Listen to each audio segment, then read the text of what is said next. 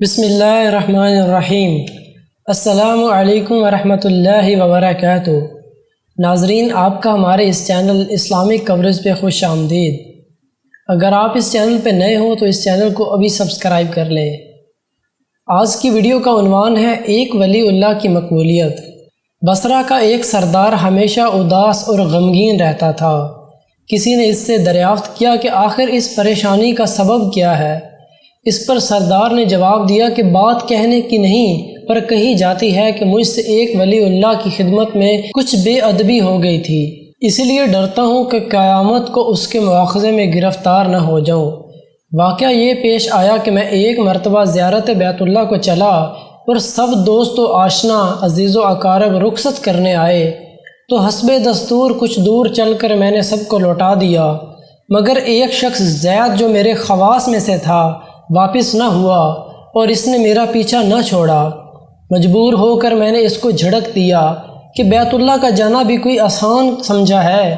جو پیادہ پا چلنے کو تیار ہو گیا، میرے ساتھ نہ آؤ اور جس راہ سے تیرا جی چاہے چلا جا۔ کہنے لگا، اے آقا، کیا خدا اس پر قادر نہیں کہ تم کو زیادہ راہ جلد پہنچا دے اور مجھ کو بے یار و مددگار اور بلا توشہ چھوڑ دے؟ یہ کہہ کر اس نے اپنی راہ لی اور میں اپنے راستے سے چلتا بنا۔ راستہ بھر کہیں وہ مجھ کو نظر نہ آیا، واللہ عالم کہاں پوشیدہ ہو گیا۔ جب خدا کے فضل سے مناسک حج سے فارغ ہو کر میں نے مدینہ طیبہ کو چلا تو کیا دیکھتا ہوں کہ زید آ گیا اور السلام علیکم کہہ کر میرے پاس بیٹھ گیا۔ میں نے حیرت سے پوچھا کہ حج کر آیا؟ کہا ہاں۔ میں نے کہا حج کی سند بھی ملی؟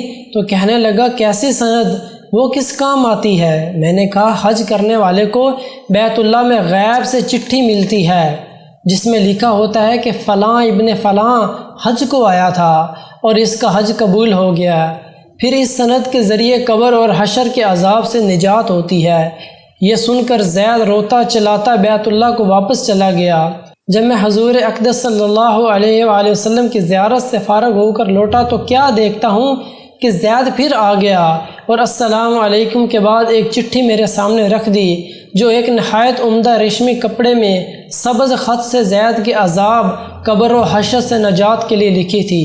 یہ دیکھ کر میرے ہوش اڑ گئے۔ پھر ذرا سکون ہونے پر میں نے معلوم کیا کہ اے زید، بتا تو اس کی حقیقت کیا ہے؟ آخر یہ دولت بے مثال تجھ کو کس طرح میسر آئی؟ تب اس نے بتایا کہ سنو بھائی، جب میں بیت اللہ پہنچا تو کعبۃ اللہ حاجیوں سے بالکل خالی تھا۔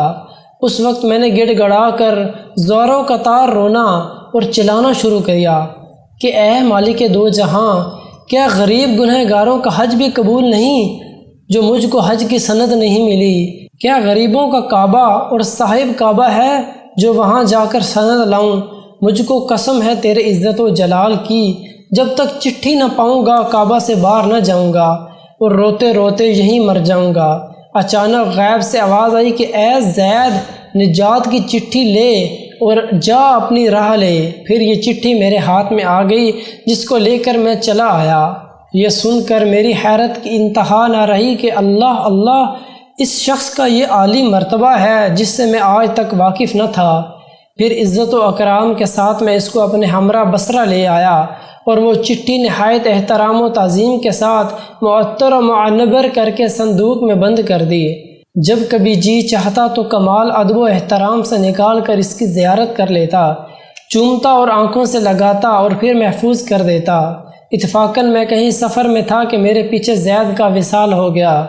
جب میں واپس آیا تو اس خبر سے میرے رنج و قلق کی انتہا نہ رہی۔ افسوس میں ایسے ولی کی تجہیز و تکفین میں بھی شریک نہ ہو سکا۔ پھر اچانک مجھ کو وہ چٹھی یاد آئی جو میرے بکس میں محفوظ تھی۔ اب تو میں اور بھی بےتاب ہو گیا اور اپنے اوپر افسوس کرنے لگا کہ سفر کو جاتے وقت میں نے وہ چٹھی زید کو کیوں نہ دی۔ پھر اپنا مہر شدہ صندوق منگا کر دیکھا جو اسی طرح با مہر بند تھا۔ جب میں نے کھولا تو اس میں چٹھی نہ پائی۔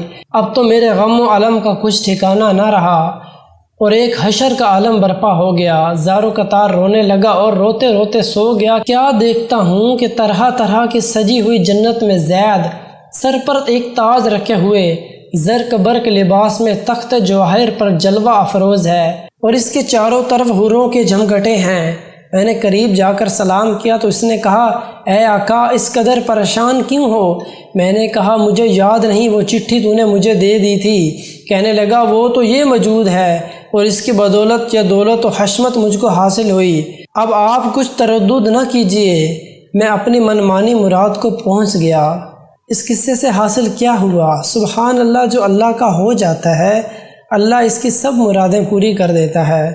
دعا ہے اللہ ہم سب کو اس واقعے سے سبق حاصل کر کے اس پر عمل کرنے کی توفیق عطا فرمائے، آمین۔ ناظرین، آپ نے اس ویڈیو سے کیا سیکھا ہمیں کمنٹس کر کے ضرور بتائیں۔ تو ملتے ہیں اگلی ویڈیو میں، اپنا بہت سارا خیال رکھیے گا۔ السلام علیکم۔